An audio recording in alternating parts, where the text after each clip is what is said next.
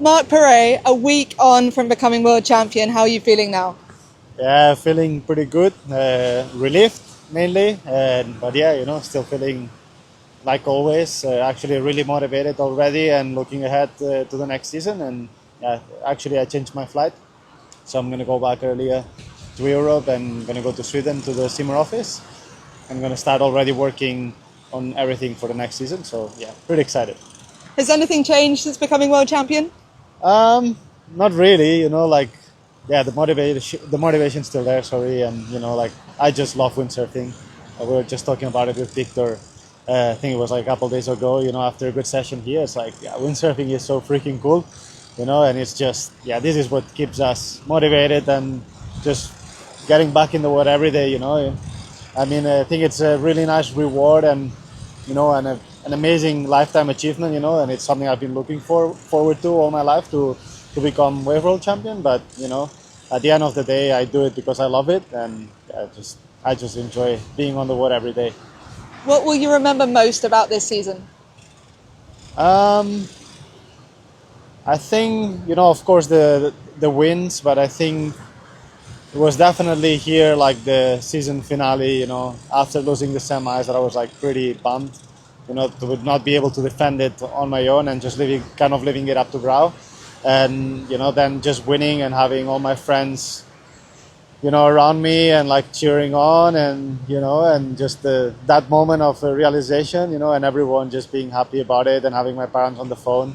I don't know, everything from that. It's something that I'm going to remember for the rest of my life. Talk me through it. How did you actually find out that you were world champion? I mean, I was actually following the final. I was like, I didn't know if I should do it or not, because it's quite stressful, really, when you leave it up to someone else. So yeah, I was following the final, and I knew that Brau finished third because we had the scores on. So yeah, it was like, like, is it over? Because I didn't have the timing. So I was like, oh, is that over? Is that over? And then finally I saw Brau coming out and everyone coming out. I was like, oh, that's it, and everyone just, yeah, bursted in, yeah, cheering. And what were the emotions at that point? How did you feel? I mean, it was like just a very big relief, like really, really happy, and at the same time, kind of, yeah, I don't know, it was like all that pressure building inside of me, and just relieving at once. Then that's why I started crying and stuff. But it was really cool. And has it sunk in yet? In a way, yes. Yeah, and on another side, not really. I don't think I realized completely. It's like I look at the trophy, I look at the ranking. It's like, well, I'm there. There's my name. I'm on top of the list. But it's like I don't think I realize the magnitude of the achievement. Yeah. So as I said, I'm just enjoying being here, being able to windsurf every day, and it's the coolest thing in the world. And finally, what's the plan for the winter?